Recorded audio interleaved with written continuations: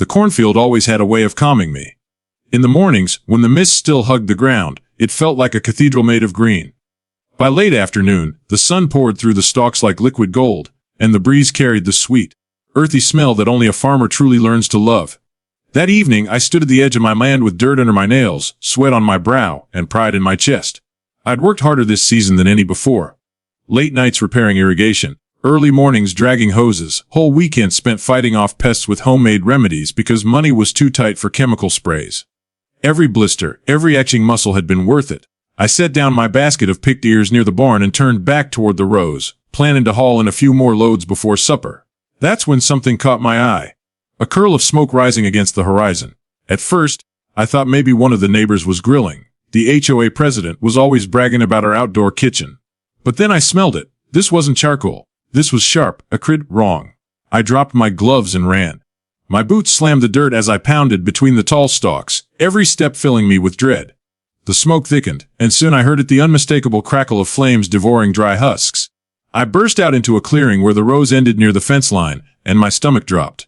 Karen stood there, her stiff bob of blonde hair reflecting the firelight, a lighter in one manicured hand. Behind her, the flames licked upward, spreading fast along the brittle rows, each stalk snapping in protest before collapsing into glowing embers. The heat slapped me in the face, hot enough to sting. "What the hell are you doing?" I shouted, my voice hoarse already from the smoke. Karen spun toward me, her expression wild eyes too wide. "I warned you," she screamed, coughing between words. "I told you this cornfield violates the community guidelines.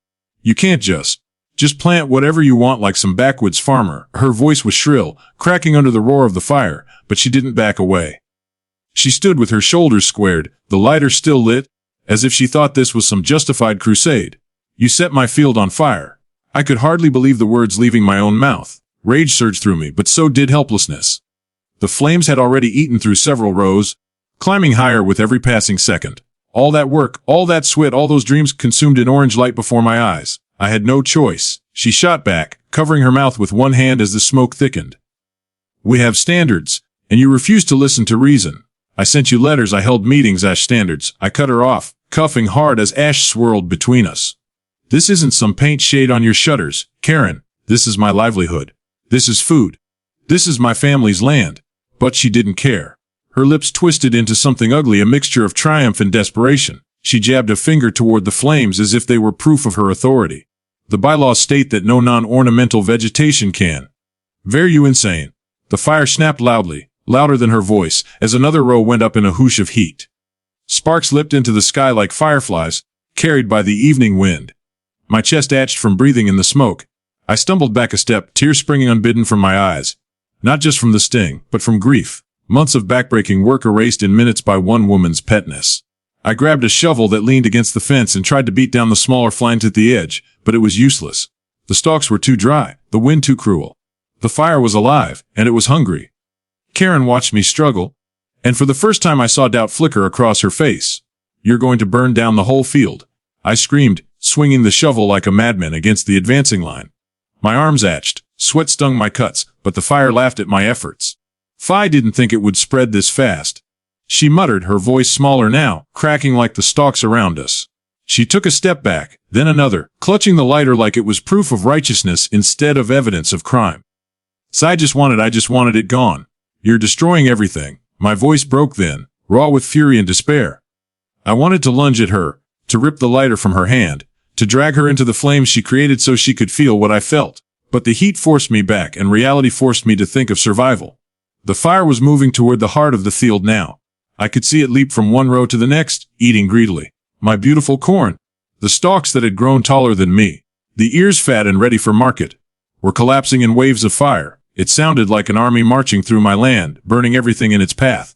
Karen's face twisted, torn between stubborn pride and creeping panic. She glanced toward the neighborhood behind her, the neat row of houses she ruled over with mailed letters and fines.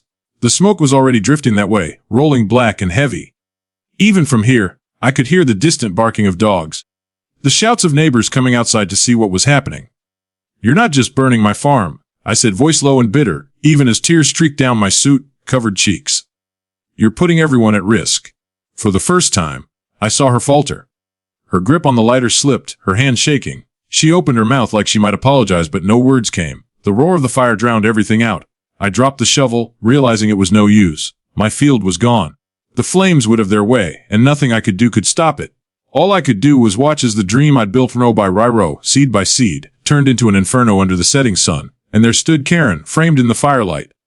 HO President, self-appointed enforcer of rules, watching her victory, something far bigger, far hotter, far more dangerous than she had ever imagined. Her smugness cracked then, just slightly. I caught it in her eyes, the flicker of fear, the realization that she had lit a match she could no longer control. Would you like me to give the same 1,000-word expansion treatment to Scene 2, so the story feels balanced and complete? The fire had raged until the stars came out, until the night sky was painted in streaks of orange and black. My throat burned from shouting, from smoke, from grief. My arms hung heavy, suit clinging to my skin, my shirt damp with sweat and ash. By the time the fire trucks rolled down Maple Drive, I wasn't sure if my legs would carry me another step. But I forced myself to stand at the edge of the charred remains of my field as the sirens wailed, red and blue lights slicing the darkness. The truck screeched to a halt in front of Karen's perfect little palace. White siding, symmetrical flower beds, shutters painted the exact shade her HOA handbook mandated. All of it was meant to scream order, perfection, control. Now it looked fragile, laughable, standing in the glow of the fire. The firefighters jumped out, moving with practiced agency. One of them pulled a hose straight toward the edge of my field, blasting what was left of the flames into submission. Another team peeled off toward Karen's property, shouting orders over the roar of water and engines. Embers had floated across the street, landing in her rose bushes. The neatly trimmed shrubs were nothing but skeletal shadows now, flames crawling dangerously close to her porch. Neighbors gathered fast. Maple Drive was never this alive at night. People usually kept their blinds drawn, lights out, conversations hushed. But now they spilled onto lawns in their slippers and robes, some holding phones up, recording every second. They weren't whispering anymore. They pointed, they gasped. Some laughed, the bitter kind of laugh that only comes when karma finally makes itself known. Karen stood frozen on her porch, barefoot, her silk robe tied crookedly at her waist.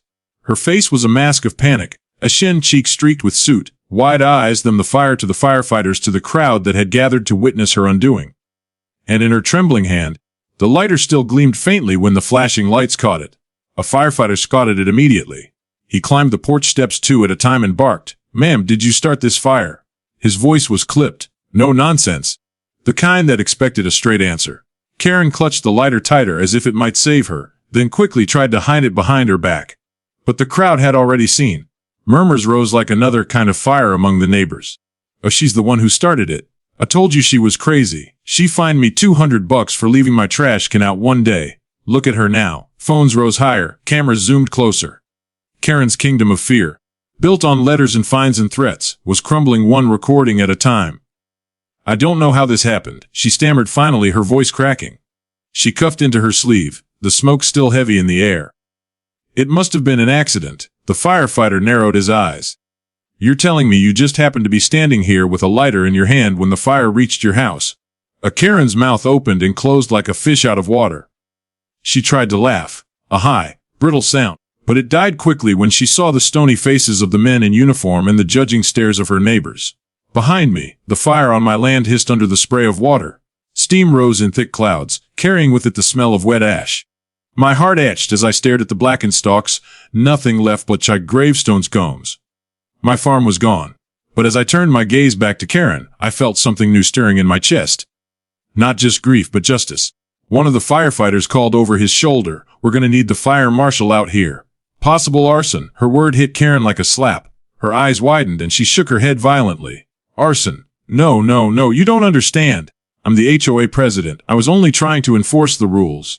A bee setting a fire, another firefighter cut in sharp lie. Her words faltered. She swallowed hard, looking out at the sea of faces glaring back at her. The power she once wielded so effortlessly, her smug notes left in mailboxes, her threats of fines and citations, meant nothing now. She was just a woman cornered by her own cruelty. One of my neighbors, a man named Karen, had fined for having a non-compliant garden gnome. Step forward. He folded his arms, his voice steady but loud enough for everyone to hear. "She's been threatening him for months," he said, jerking his chin in my direction. "Sent him letters, called emergency meetings. We all knew she hated that cornfield. Now look what she's done." Several neighbors nodded, murmuring in agreement. A woman added, "She tried to make me tear out my sunflowers. Said they were attracting bees." The firefighter on the porch glanced between Karen and the crowd. His jaw tightened. Ma'am, I'm going to need you to hand me that lighter. Karen hesitated, her knuckles white around the small metal object. She shook her head again, taking a step back toward her door. No, you don't understand. If I admit, depends on lose everything. The HO depends on me to maintain order. But the firefighter didn't flinch. He stepped closer, his boots heavy on the wooden planks. You're about to lose a lot more, hand dropped. The lighter clinked against the firefighter's glove as he yanked it away. The crowd erupted in whispers, some triumphant, others simply shocked. I stood there, silent, watch of her actions finally press down on her. For the first time since I'd known her, Karen looked small. Not powerful, not intimidating. Just small. As the firefighters finished dousing the last embers on her property, one turned to me. Sir, are you the landowner? I nodded, my throat tight. Marshall's gonna want a statement, he said. His voice softened a little as he looked over the blackened field. I'm swallowed, hard, unable to respond. My loss was written in every inch of scorched earth behind me, but there was something bitterly satisfying about seeing the woman who had caused it standing exposed on her porch, stripped of her authority. The neighbors didn't go back inside right away. They lingered, buzzing with talk, emboldened now that Karen had been brought down to size. Some glanced at me with sympathy, others with quiet admiration. For once, their eyes weren't full of pity or disdain for the farmer on Maple Drive. For once, they understood who the real villain was. Karen sat down heavily on her porch steps, staring at nothing. The firefighters kept their distance, but they weren't letting her out of their sight. She rocked slightly, her robe stained, her hands trembling. Whatever shield of superiority she'd built around herself had gone up in flames, same as my corn. And as the night deepened, with smoke still hanging in the air and the hum of engines slowly fading, one thing became certain. Karen's reign as queen of the HOA had ended the moment the firefighters showed up at her door. Do you want me to continue this into a third scene showing the aftermath weeks later? Like the legal fallout for Karen and how the community changes? Or should I keep it closed as a two-scene revenge tale?